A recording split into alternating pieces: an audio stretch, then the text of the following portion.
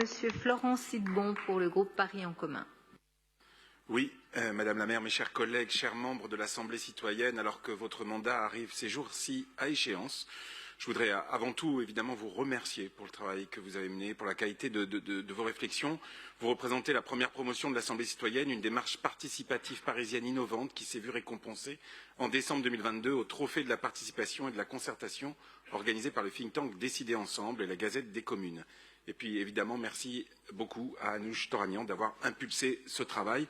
Tous les échanges, ateliers, débats que vous avez pu avoir ces derniers mois représentent pour nous un éclairage très précieux et il était pour nous très important que vos travaux trouvent une réalisation concrète parce que dans ce moment où l'on doute, où l'on rudoie souvent la démocratie participative est encore plus forte, encore plus pertinente lorsqu'elle est délibérative, comme c'est le cas ici, et vous participez donc ainsi directement à l'élaboration de nos politiques municipales.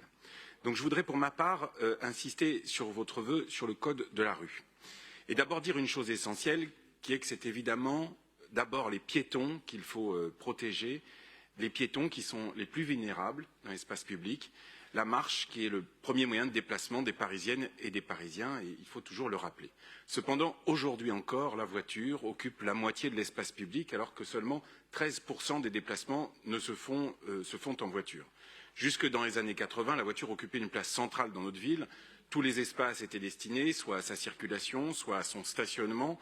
La cour du Louvre, où la pyramide n'existait pas encore, était un parking et le parvis de notre mairie également. Telle une prolongation d'eux-mêmes, certains automobilistes se comportent parfois comme si, lorsqu'on leur rendait de l'espace public à d'autres usages, on leur coupait un bras, pour ne pas dire autre chose, et il en est souvent de l'automobiliste comme du tenant du patriarcat, ce n'est pas toujours les mêmes, mais souvent, ils considèrent que la prédominance est naturelle et s'impose de droit divin, alors qu'il n'en est rien. Mais prenant en compte les nécessités écologiques avec une volonté de rendre la ville moins brutale, la ville a entrepris de nombreuses actions pour diminuer la place de la voiture et rétablir justement un plus juste partage de notre espace public. Et comme vous le savez, la majorité parisienne a depuis plus de 20 ans transformé l'espace public pour réduire la place de la voiture, pour permettre une meilleure circulation des piétons et des cyclistes, moins brutale, car en diminuant la place de la voiture, dangereuse pour les piétons, bruyante, encombrante, on apaise et on repense nécessairement l'espace public, on le réinvente également avec sa diminution et on le démocratise également. Parmi les actions, je veux citer la multiplication évidemment des pistes cyclables, la réforme du stationnement avec la transformation de nombreuses places, alors que les places de stationnement représentaient 8% de l'espace public, donc des places qui nous permettent de végétaliser, de faire des stationnements de vélos, de faire des rues aux écoles, etc. Et puis, évidemment, beaucoup de places rendues de manière centrale aux piétons.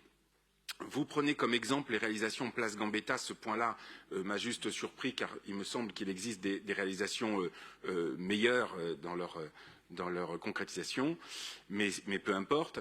De nouvelles mobilités sont apparues et parfois avec elles de mauvais usages contre laquelle, dans le cadre de la loi, la ville n'est pas restée inactive, bien sûr, et la votation citoyenne sur les trottinettes en libre service le 2 avril donnera à tous la parole sur la question.